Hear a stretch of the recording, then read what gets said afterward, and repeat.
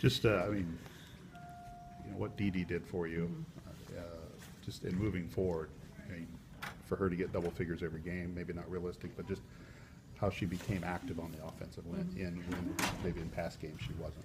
Yeah, I think, just opportunity presented itself, and, we need her to knock down the 15-foot shot. And she can tack like that and get to the foul line. One, you're getting another team member, the opposing team in foul trouble, and you have a chance to make your free throws, and she did that very well last night. So, like I said, it's very tough when you lose a player, but obviously it can inspire and open up opportunities for others. Was it pretty easy for her to flip the switch, you think, into that kind of role? It appeared to be. We just got to keep it consistent now. It's just like anything, you have the first game, without someone, and then you just now have to work on that consistency, through all our players. So after you watched the film, what did you like from the adjustment standpoint that your team made in a short period of time without KK?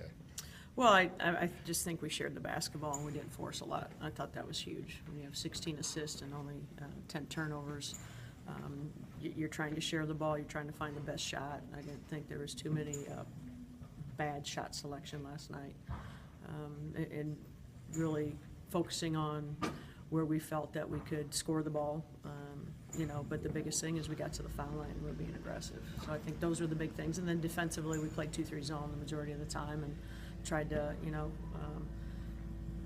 I guess, be a little bit more distractive, double teaming certain areas. Were you, I don't know if fearful is the right word, but worried that maybe one player might try to make up for everything, and the fact that you guys did share the ball and there was good communication there was a pretty good sign of where this team's at right now? Yeah, I didn't think any one person. I knew the first 6 to 10 minutes each person tried to do it. We didn't run through offenses. It was more pass, shot, that type of thing, until we settled down, which I expected. So I did expect that, but there wasn't one person that was trying to do more, to try to take over. I think one thing, they had to rely and trust on each other even more so, because KK did so much of that for them. So you're probably going to have to play April and Courtney more minutes. Just you feel like they're in pretty good shape. It looked like they each got a little bit winded there in the first half, but then sort of, got over it. Obviously it's a grinding road. They've played a lot of minutes already. Courtney's always around 33, 35, and April's been around 30, and they just have to play a little bit more, and they have to be more active on defense. So we got to be able to give them a blow right before certain timeouts, that type of thing. But then they're just going to push through. April had a cold yesterday and is not feeling well. So, she was struggling breathing just because she wasn't feeling well. So, hopefully, when she's healthy, we won't have that issue. What'd you like from the minutes that Bridget gave you? Bridget's has been real consistent with her minutes, whether it's on the defensive end, whether it's rebounding or getting put back. She's an offensive rebounder. She has a way to find the ball. So she has to bring that all the time for us. So if she can just keep doing what she's doing and, continue, if we have Ashley and Hayden come in, if they can knock down a shot here or two, that's really going to help us balance things out. You really probably need at least one of those two to come in and give you some pretty quality minutes, right? Yeah, it could be 10 minutes. It could be, not just be 2 or 4. They're going to have to do that if we get in foul trouble.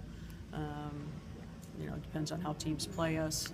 If they take certain things away, they have to because they're shooters, So, and I think that will have to continue to develop over the next 5 games.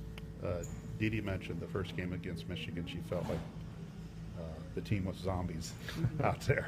Yeah. Product of probably not hitting a lot of shots early and getting behind. But what do you take out of that game that really, if anything, that you can apply to Sunday?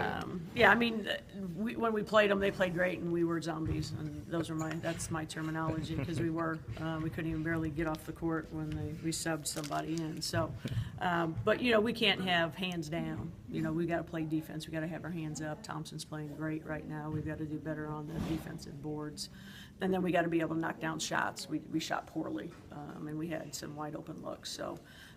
You have to take a lot from that game in what we didn't do well, but now how they've progressed and how we progress. We're both 2 different teams now. Is Lisa going to be okay from an injury point of view? We're hoping. We're hoping she can just grind it out the rest of the season. why do you guys shoot free throws so well? Someone just asked me that on the media, TV. You know, I've just really instilled it in their brains, and we just don't do it at practice. They come in on their own time and put in extra shots because, I mean, we've won a ton of games. We've maybe lost one, maybe two if we didn't shoot the ball well. So they see the benefits of that. So, you know, if they're coming in on, you know, shooting extra, or we don't practice 3 hours now. So, like, we shoot free throws for a half hour and then we watch video and then we practice for an hour and a half or 2 hours. I mean, you got to utilize that time. And they just, and it's like anything. If you knock down your first couple, it just like anything, hopefully you continue to do that. So they just really have had that focus and concentration, and we hope that it can continue because that's a huge blessing for us.